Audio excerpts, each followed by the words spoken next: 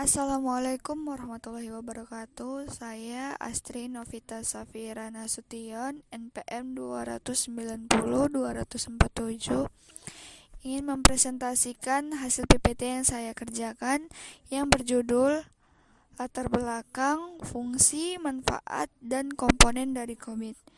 Yang pertama adalah latar belakang COBIT. COBIT merupakan singkatan dari Control Object of Information and Related Technologies. Secara umum, COBIT adalah kerangka kerja tata kelola IT untuk bisnis yang ingin menerapkan, memantau, dan meningkatkan pengelolaan IT. Pada kerangka kerja COBIT dibuat oleh ISAKA untuk menjembatani kesenjangan kepentingan antara masalah teknis, risiko bisnis, dan pengendalian. COBIT sendiri bisa diterapkan di organisasi manapun, dari industri apapun, untuk memastikan kualitas, kontrol, dan keadaan sistem informasi. Yang kedua, ada fungsi COBIT. Fungsi COBIT sendiri ada sebagai standar dalam melakukan tata kelola teknologi informasi perusahaan.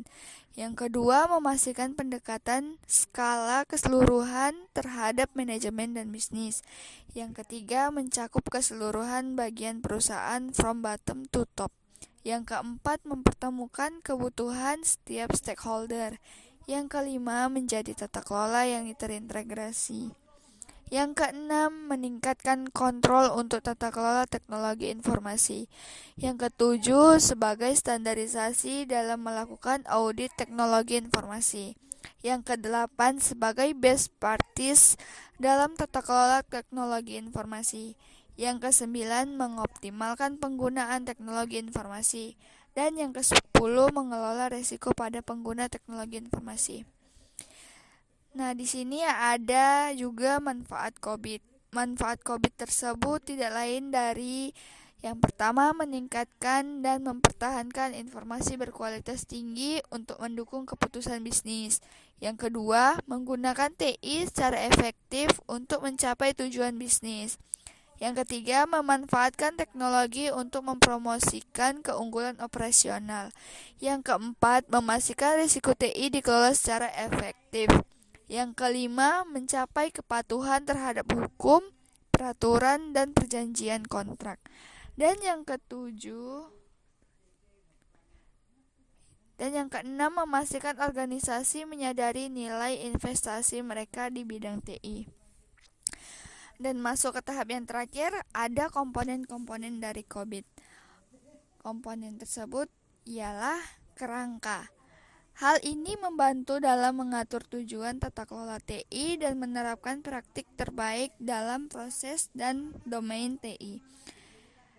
Di sini ada juga deskripsi proses.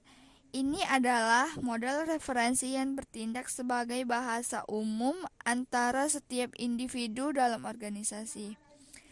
Ada juga tujuan pengendaliannya. Hal ini memberikan daftar persyaratan lengkap yang telah dipertimbangkan oleh manajemen untuk pengendalian TI dan bisnis yang efektif. Ada juga model kedewasaan. Nah, di model kedewasaan ini terdapat model kematangan digunakan untuk mengakses kematangan dan potensi setiap proses. Yang terakhir ada pedoman manajemen. Pedoman manajemen ini memungkinkan pembagian tanggung jawab yang lebih baik, pengukuran kinerja, mewujudkan tujuan bersama, dan hubungan yang lebih baik dengan proses lainnya. Itu semua yang terdapat dalam COBIT. Sekian presentasi dari saya. Assalamualaikum warahmatullahi wabarakatuh.